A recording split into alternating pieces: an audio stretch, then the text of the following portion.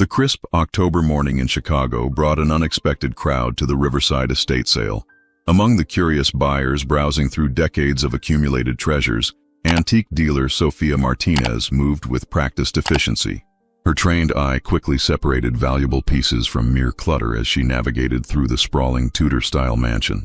The Williamson family had lived in this house for nearly a century before the last heir, elderly Margaret Williamson, passed away without children. Now strangers rifled through their personal belongings, each item tagged with a price that reduced a lifetime of memories to mere dollars and cents. In the mansion's wood-paneled library, Sophia discovered a collection of framed photographs arranged on an antique mahogany desk. Most were typical family portraits from various decades, graduation photos, wedding pictures, holiday gatherings. But one particular frame caught her attention, its ornate silver border tarnished with age. The photograph, clearly from the 1920s based on the clothing and photographic style, showed a young couple posed in what appeared to be their living room. The man wore a three-piece suit with a pocket watch chain, his hair slicked back in the fashion of the era. The woman, dressed in a drop-waist dress typical of the flapper period, sat gracefully beside him, a gentle smile playing on her lips. Between them, cradled in the woman's arms, was an infant who couldn't have been more than 6 months old.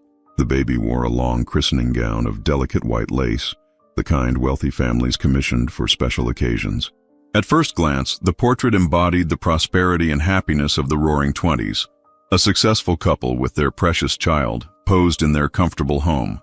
The lighting was professional, suggesting this was a formal portrait session rather than a casual family snapshot.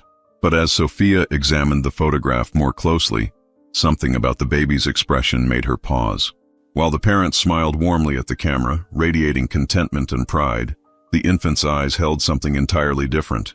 Even at such a young age, there was an unmistakable intensity in that tiny face. Not the blank, innocent gaze typical of babies, but something that seemed almost aware, almost fearful. Sophia purchased the photograph for $25, unable to shake the feeling that those small eyes were trying to tell her something important. Back in her antique shop in Lincoln Park, Sophia carefully removed the photograph from its frame to examine it more thoroughly. Her years of experience had taught her that the most valuable information about old photographs often lay hidden on the back. Photographers' stamps, dates, names, or notes that provided crucial context. The back of the photograph revealed exactly what she had hoped to find.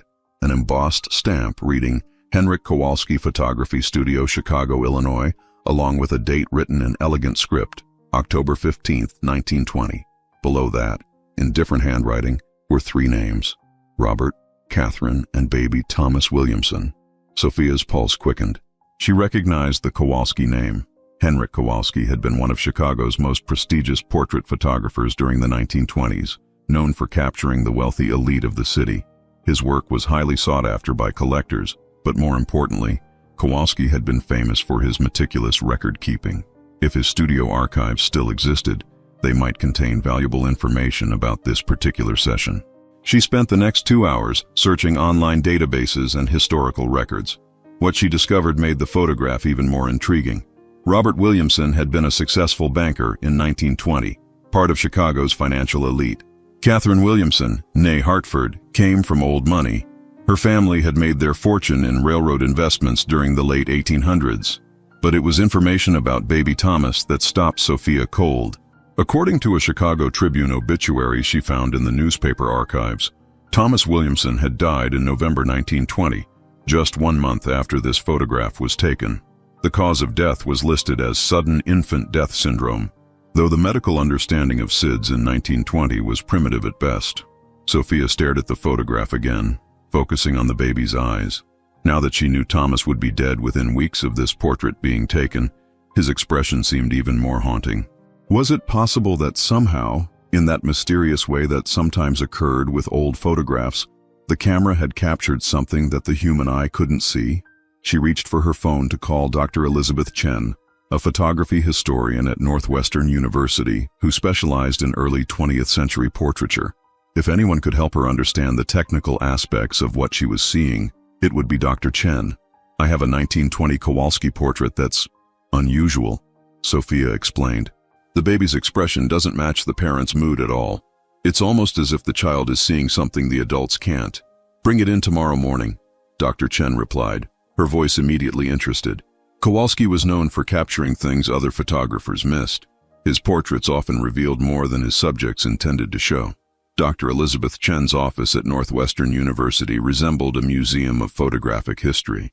Vintage cameras from different eras lined the shelves, and the walls displayed examples of significant portrait photography spanning nearly 2 centuries.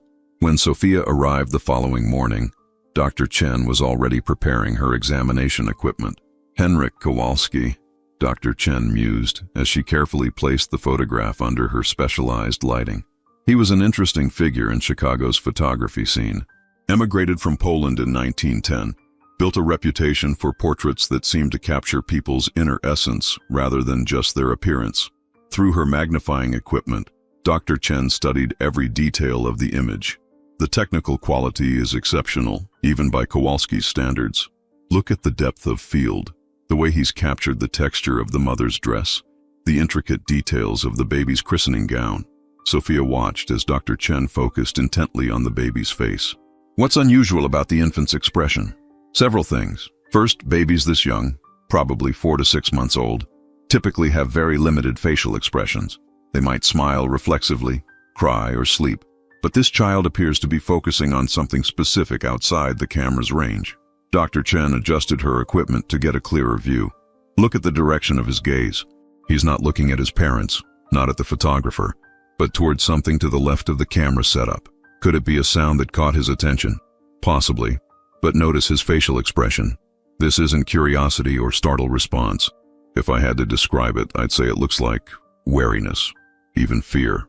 Dr. Chen continued her examination, paying special attention to the lighting and shadows in the photograph.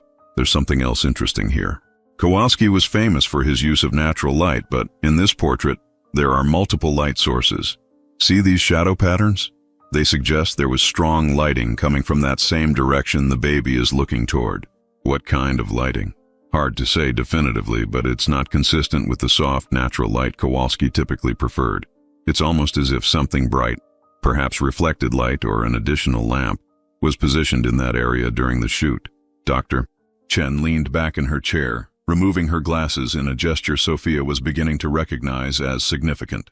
Sophia, in my experience, when babies this young show such a specific focused expression, they're usually reacting to something immediate in their environment. The question is, what was in that room that we can't see in the photograph? The baby died a month later, Sophia revealed quietly. Sudden infant death syndrome, according to the records. Dr. Chen's expression grew more serious. That changes things.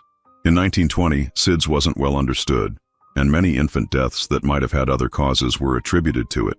Combined with this child's expression, she paused, studying the photograph again. I think we need to research this family more thoroughly. Sophia spent the following days immersed in research at the Chicago History Museum. The Williamson family records painted a picture of typical wealthy Chicagoans of the 1920s. Charity events, business dealings, society page mentions. But as she dug deeper into newspaper archives and public records, a more complex story began to emerge. Robert Williamson, she discovered, had not been merely a banker. He had been involved in several controversial financial deals during 1919 and 1920, including investments that were later investigated for fraud. While never formally charged, his name had appeared in connection with schemes that had cost several families their life savings. More troubling were the personal details she uncovered. Catherine Williamson had been hospitalized twice during 1920 for what the medical records euphemistically called nervous exhaustion, a common diagnosis for women suffering from what would now be recognized as severe depression or anxiety. But it was a small item in the Chicago Tribune Society section from November 1920 that made Sophia's blood run cold. Following the tragic loss of their infant son Thomas, Mr. and Mrs. Robert Williamson have announced their intention to travel abroad indefinitely. Mrs. Williamson's physician has recommended a change of climate for her health. Sophia found more clues in the Cook County property records. The Williamsons had sold their house on North Lake Shore Drive in December 1920, just 2 months after the portrait was taken and 1 month after baby Thomas's death. The sale was handled quickly and quietly, with the house selling for significantly less than its assessed value. At the Chicago Public Library's genealogy section, Sophia discovered something even more disturbing. Thomas Williamson had not been the couple's first child to die young. Catherine had given birth to a daughter, Mary, in 1918. According to the death certificate, Mary had died at 8 months old, also attributed to sudden infant death syndrome. 2 babies, both dead before their first birthdays, both deaths attributed to the same mysterious cause that doctors in 1920 barely understood. Sophia stared at the photograph again, focusing on baby Thomas's worried expression. Had this child somehow sensed that he was in danger? Her research led her to one more crucial discovery. The Williamsons' house on North Lakeshore Drive was still standing. It had been converted into luxury condominiums in the 1980s, but the building's original structure remained largely intact. The current owner of what had been the Williamsons' unit was Dr. Amanda Foster, a pediatrician who had purchased the condo specifically because of its historical significance. Sophia called Dr. Foster, explaining her research into the photograph and the Williamson family's tragic history. "I'd love to see where this portrait was taken," Sophia said. "Sometimes seeing the actual space can provide clues about what was happening when a photograph was made." "Of course," Dr. Foster replied, "though I should warn you, there are some unusual things about this apartment that might interest you, given what you're investigating." Amanda Foster's condominium occupied the entire 3rd floor of the elegant limestone building on North Lake Shore Drive. As she led Sophia through the renovated space, it was easy to imagine how it had looked in 1920. Spacious rooms with high ceilings, large windows overlooking Lake Michigan, the kind of home that proclaimed its owner's success and social standing. "The living room where your photograph was likely taken is through here," Dr.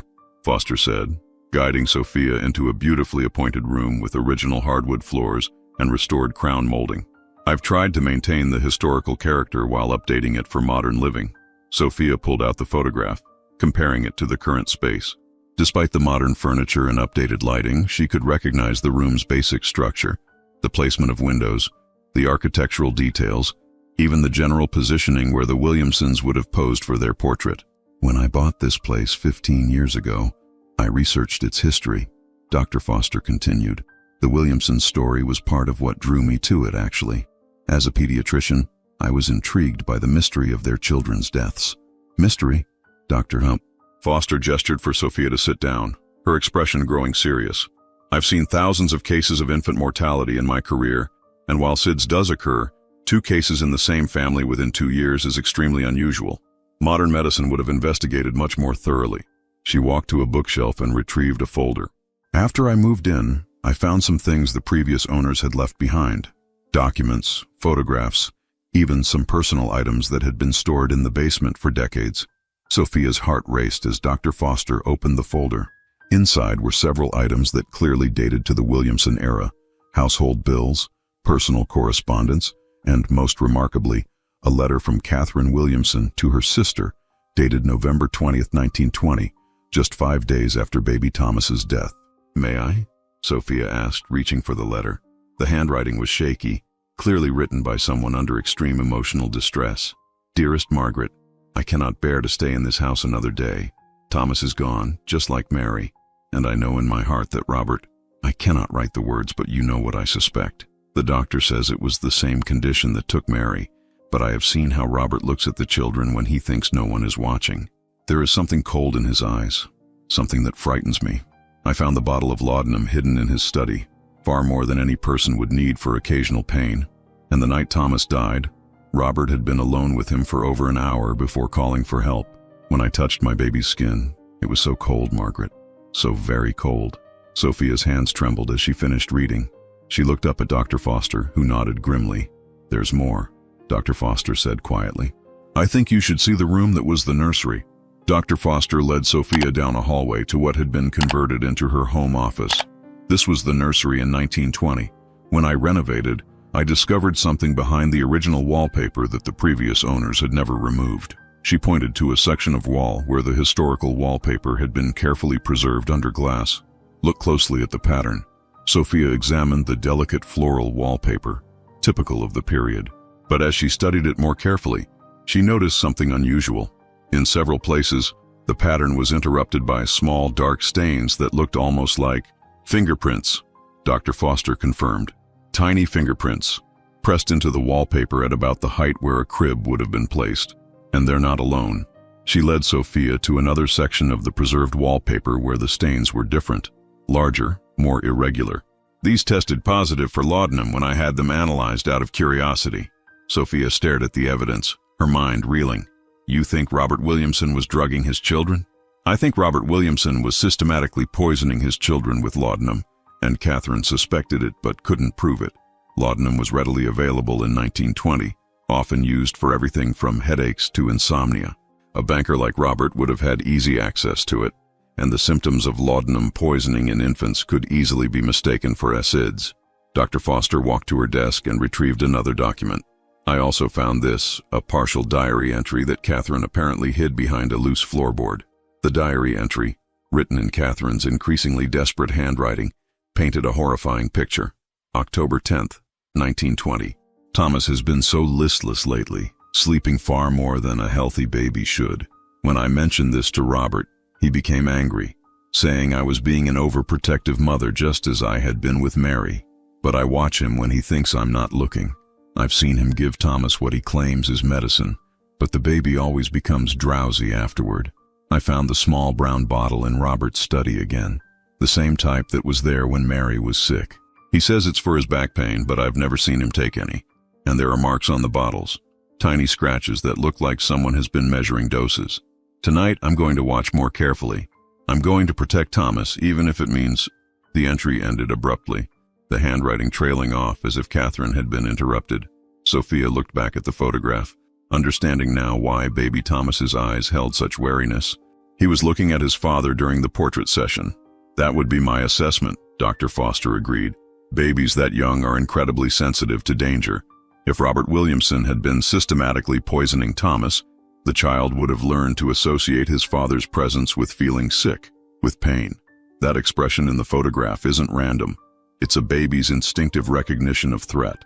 Armed with this new understanding, Sophia returned to her research with renewed urgency.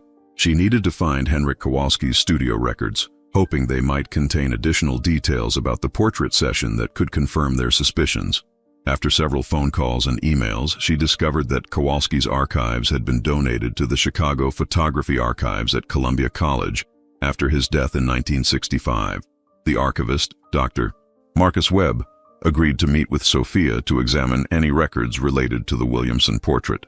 Kowalski was incredibly detailed in his record-keeping, Dr. Webb explained as they descended into the climate-controlled basement where the archives were stored.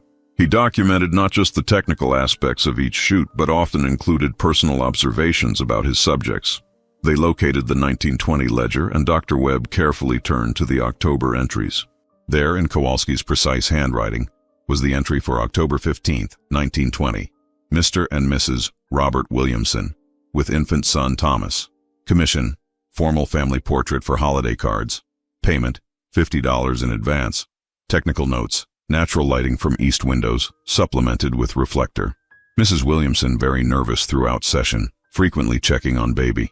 Mr. Williamson impatient, wanted to complete session quickly. Personal observations, unusual family dynamic.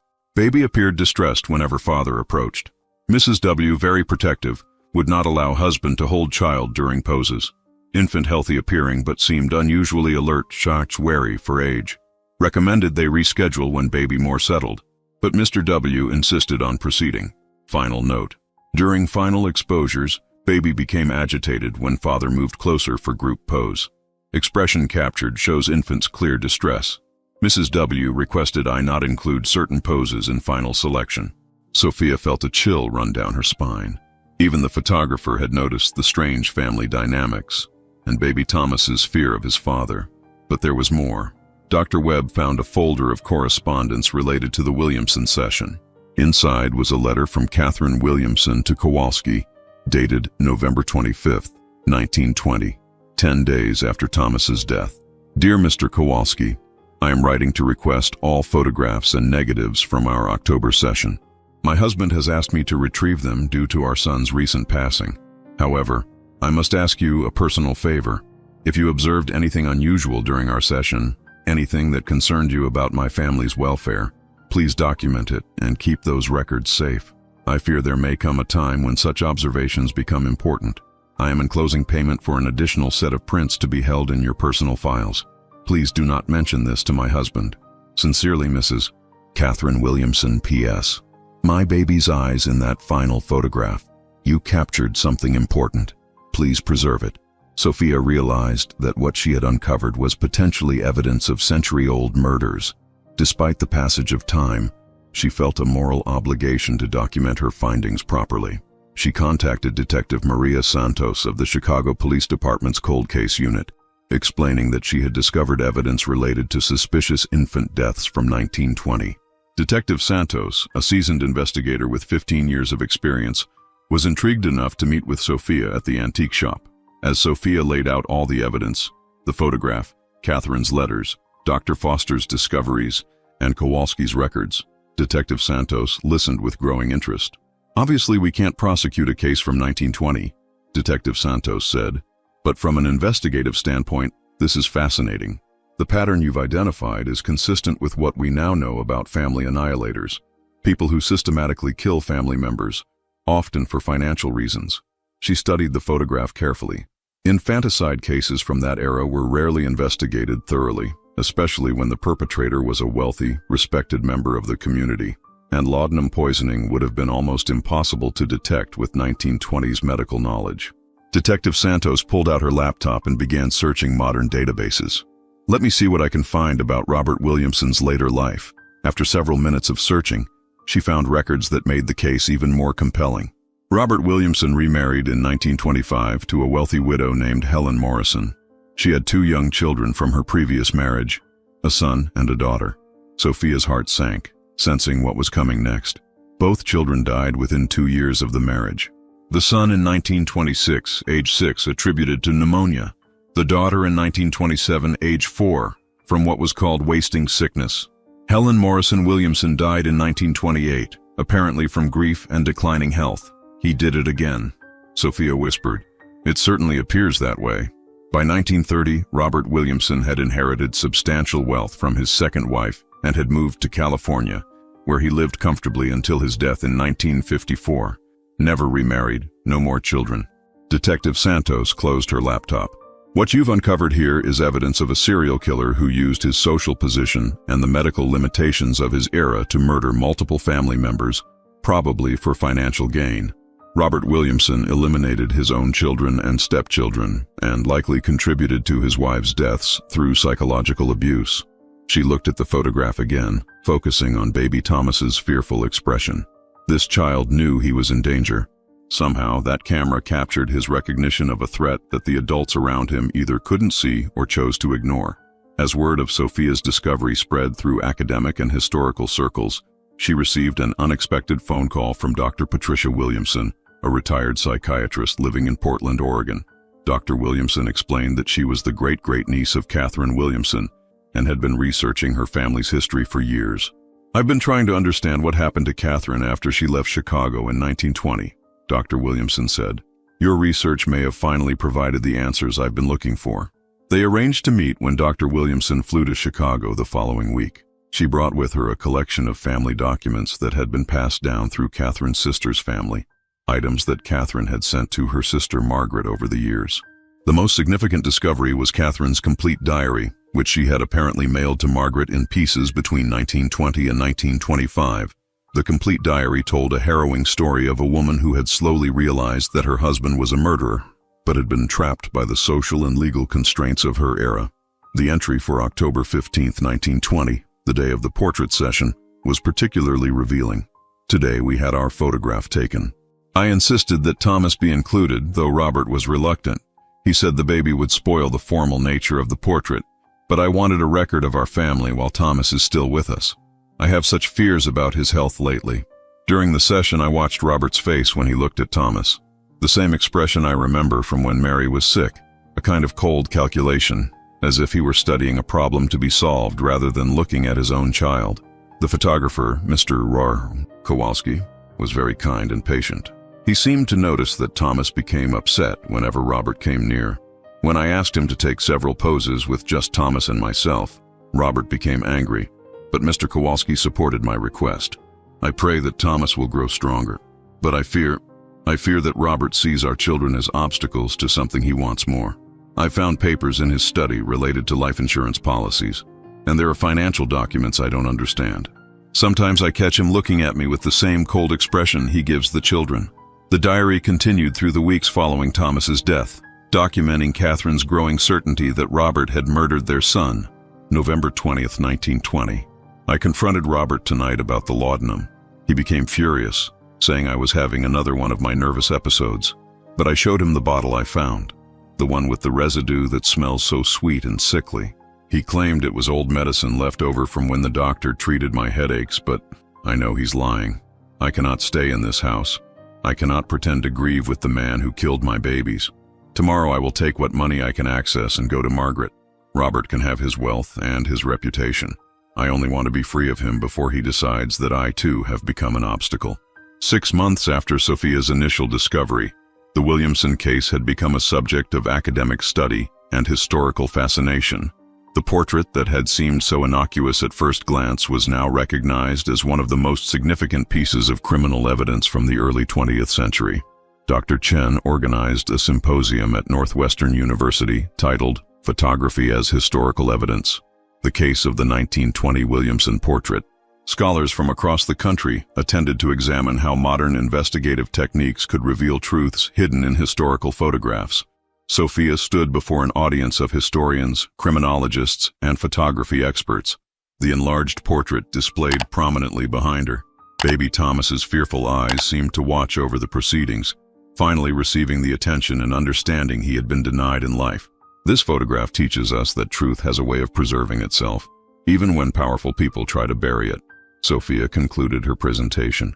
Baby Thomas Williamson couldn't speak, couldn't testify, couldn't protect himself, but his eyes told a story that survived for over a century, waiting for someone to recognize what they were seeing. In the audience, Dr. Patricia Williamson wiped away tears. After the presentation, she approached Sophia with one final piece of Catherine's story. Catherine lived until 1965, she said quietly. She never remarried, never had more children. She spent her life working with organizations that helped abused women and children, though she never spoke publicly about her own experiences.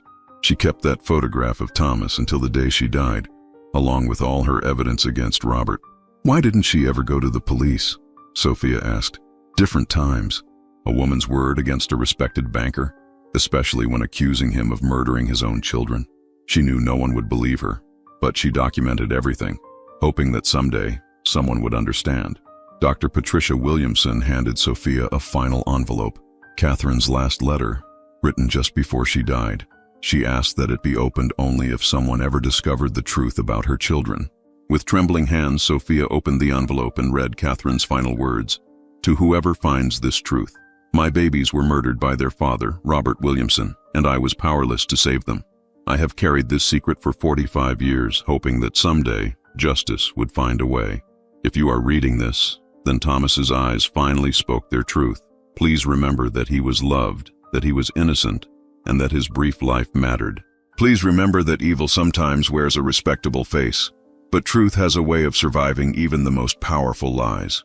Thank you for seeing what I saw in that photograph. Thank you for listening to my baby's silent testimony. May this knowledge help protect other children from suffering as mine did. As the symposium ended and people began to leave, Sophia remained seated, looking up at the enlarged portrait. Baby Thomas's eyes, no longer mysterious, had finally told their story. The photograph that had once shown a happy family now stood as a testament to the power of truth and the importance of believing those who cannot speak for themselves. The portrait found its permanent home in the Chicago History Museum, displayed with the full story of the Williamson family tragedy. Visitors often remarked on the baby's unusual expression, and now, finally, they could understand what those young eyes had been trying to say all along.